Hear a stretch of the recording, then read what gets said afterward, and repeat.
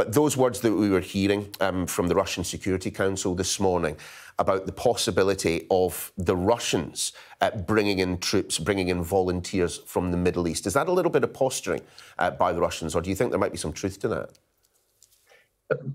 The Russians have been giving us non-stop propaganda. I would doubt anything that they told us that was true. They denied that they were using conscripts on the front line in Ukraine. We now know that they were.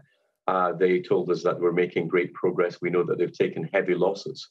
They said that they would be welcomed in Ukraine as liberators. We know that they've had heavy resistance from the Ukrainians. I'm here in Warsaw, in Poland, and we've been talking to some of the people doing the humanitarian runs into Ukraine, and they've been telling us about the appalling state of some of the cities there, people with no food and no water who are being purposely starved by the Russians.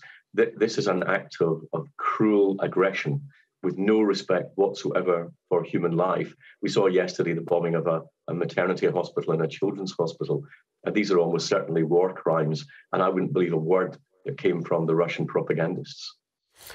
And as we are speaking, Dr. Fox, news reaching me via the Reuters wire service, the Russian forces have hit a psychiatric hospital in Ukraine's Kharkiv region, that according to the Kharkiv regional governor. I mean, looking at the tactics that we have seen the Russians deploying so far, when you hear the White House, when you hear Downing Street talking about the potential use of chemical and biological weapons, indeed you're hearing Vladimir Putin talking about it, it all starts to look very, very concerning indeed.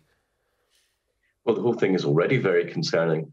Remember that this is a humanitarian crisis brought about by choice.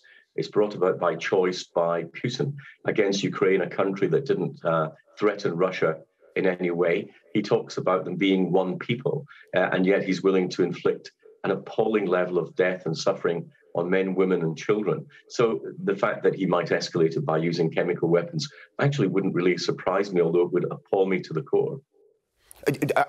Absolutely appalling. But when you have an individual like Vladimir Putin in charge of Russia, who, as you say, has been shown to have used chemical weapons, even in the United Kingdom, of course, in the past, how then is it possible that keeping our nerves, as you're going to say in the speech later on today, and using our economic might is the way to ultimately win this conflict?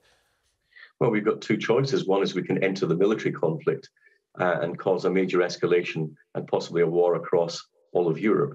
Or we can use the most effective tools we have, which are to cripple the Russian economy. Putin needs his war machine to be fed. We can stop it being fed by reducing the amount of money that it has access to. The sanctions on the Russian central bank, I'm not sure that people understand exactly how severe those are. They will actually stop Russia getting access to the money that is put aside, Putin's war machine being funded by foreign currency reserves that he's got in banks around the world. He now doesn't have access to those. About $600 billion suddenly is not available to the Kremlin. Now, that makes a big difference because he's unable to support the value of his currency. At home, he's unable to maintain banking stability in Russia, which means there's the possibility of both runs on banks themselves and the possibility of hyperinflation in Russia. Now, as you correctly say, when you've got a sociopath like Putin in charge, he may not care what happens to the ordinary Russian people, but they may care what happens to them. And that therefore threatens the stability of the regime. And of course, the best thing to happen is that Vladimir Putin himself is not there. Certainly is. In your mind, do you think that Vladimir, excuse me, do you think that Vladimir Putin will ultimately face charges at the International Criminal Court? Well, he could face charges. Whether he actually faces the court's another matter. People like Putin have a way of avoiding justice. But it's very clear that if war crimes have been created, and it looks as though we're seeing indiscriminate shelling of civilian targets in hospitals, a psychiatric hospital, as you say this morning. These are grotesque crimes. And for what? What does Putin hope to gain from this? He can't occupy Ukraine. He doesn't have the troops to do it. Clearly, the Ukrainians don't want him to be there. Ultimately, it seems that a very high price will be paid for the fact that Vladimir Putin lives in his own bizarre world with very few advisors willing to tell him the truth about the world outside and living with his own fantasies and demons. It's a very depressing picture. But the best tools that we have are to deal with the money with which he finances the war and the Russian economy, which props up his regime.